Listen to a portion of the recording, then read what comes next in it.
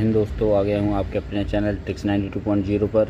तो दोस्तों आज बात करते हैं नर्मदा प्रवाह मार्ग के बारे में। नर्मदा नदी उद्गम स्थल कहाँ है और इसका अंत बिंदु कहाँ है, ठीक है। तो आज समझते हैं नर्मदा प्रवाह मार्ग, वेरी इंपॉर्टेंट है, ठीक है। इसके हर एक पॉइंट को समझिएगा। तो यहाँ पे लिखा है कि नर्मदा नदी को मध्य प्रदेश की जीवन रेखा कहा जाता है, ठीक है। क्या कहा जाता है? जीवन रेखा कहा जाता है।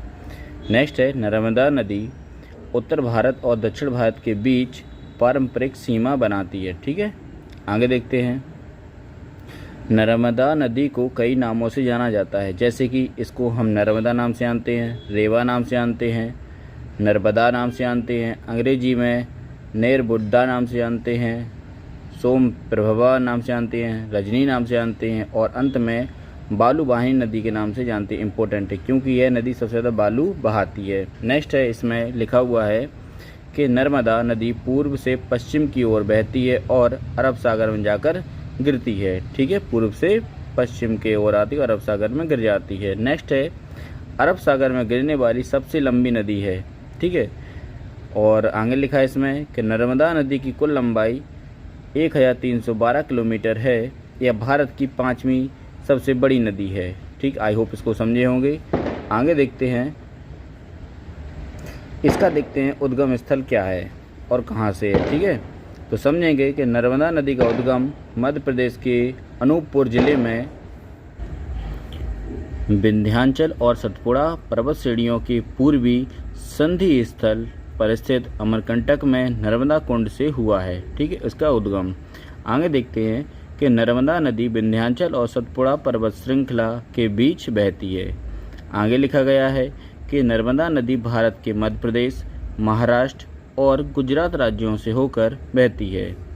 आई होप इसको भी अच्छे समझे होंगे, ठीक है। आगे देखते हैं, अब हम देखते हैं इसका उद्गम स्थल, इसको कहीं ना कहीं कौन कौन सी इसकी सहायक नदियां हैं, इसका नर्मदा का मार्ग समझते हैं, ठीक है।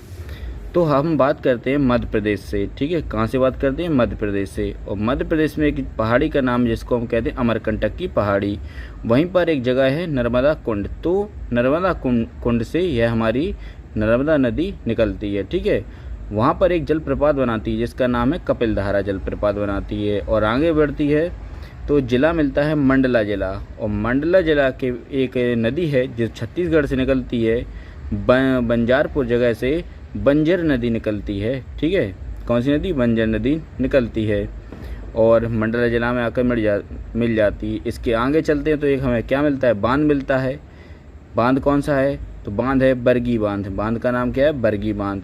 जब आगे बढ़ते हुए चलते हैं तो एक हमें जगह मिलती है जबलपुर, ठीक है। जबलपुर जगह में हम देखते हैं यहाँ पे यह नदी धुआंधार जलप्रपात बनाती है। कहाँ पे? जबलपुर में। कौन सा जलप्रपात? धुआंधार जलप्रपात। और यहीं पे हम आगे बढ़ते हैं और देखते हैं मैग्नीशियम और बेसाल्ट के पत्थर दिखते हैं। मैग्नीशियम और बेसाल्ट के पत्थर दिखते हैं, ठीक है, जो यहाँ पे पहाड़ी के पास में बने गए हैं। आगे देखते हैं और आगे बढ़ते हैं, इसमें फिर मिलती है कौन सी? सेर नदी। कौन सी नदी मिल जाती है? सेर नदी।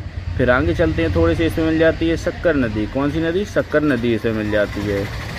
ऐसे ही थोड़े आगे और बढ़ते हैं तो ऊपर से एक नदी आती है, इसका नाम है बरना नदी। कौन सी नदी है? बरना नदी। और फिर नीचे से आती है कौन सी? दूधी नदी इसमें मिल जाती है। और दूधी नदी के आगे जैसे ही आगे बढ़ते हैं तो हमें यहाँ पे एक बांध मिलता है और बांध का नाम है इंदिरा सागर बांध। कौन सा बांध है? इंदिरा सागर बांध। और आगे चलते हैं तो हमें जिला मिलता है खंडवा जिला। तो कहीं ना कहीं खंडवा जिला के पास में, और खंडवा जिला में ही एक नदी इसमें मिल जाती है आकर, जिसका नाम है तवा नदी, ठीक है। और इसके थोड़े आगे ही चलते तो हमें मिलता है एक बांध जिसका नाम है ओंकारेश्वर बांध। क्या नाम है उसका? ओंकारेश्वर बांध है। और थोड़े से आगे चलते तो ऊपर से मिल जाती है इसमें एक कोलार नदी, ठीक है। कौन सी नदी है? कोलार नदी। और यहाँ पर हो जाती है मध्य प्रदेश महाराष्ट्र की सीमा स्टार्ट यहाँ पे, ठीक है। इसके आगे चलते हैं, एक हमें नदी और मिलती जिसका ऊपर से आती है, इसका नाम है हिरनी नदी। और हिरनी नदी इसमें आकर मिल जाती है, ठीक है। अब आगे चलते थोड़ा सा, हमें फिर से बांध मिलेगा। बांध का नाम है सरदार सरोवर बांध, वेरी इंपॉर्टेंट है। और इस बांध के बाद से हमारी यह नदी जिसका नाम नर्मदा नदी है, यह हमारी खंबात की खाड़ी में आकर गिर जाती है। आई होप आप इसको अच्छे समझे होंगे। स्टेट वाइज इनकी लंबाई कितनी है वहाँ पर बहती है, सभी आपको लिखा गया है, ठीक है। तो इस वीडियो को आप अच्छे से एक बार ज़रूर देखें शुरू से लेकर अंत तक, आपको नर्मदा प्रवाह मार्ग अच्छे समझ में आ जाएगा। इस वीडियो को यहीं पर समाप्त करते हैं। Thank you. जय हिंद।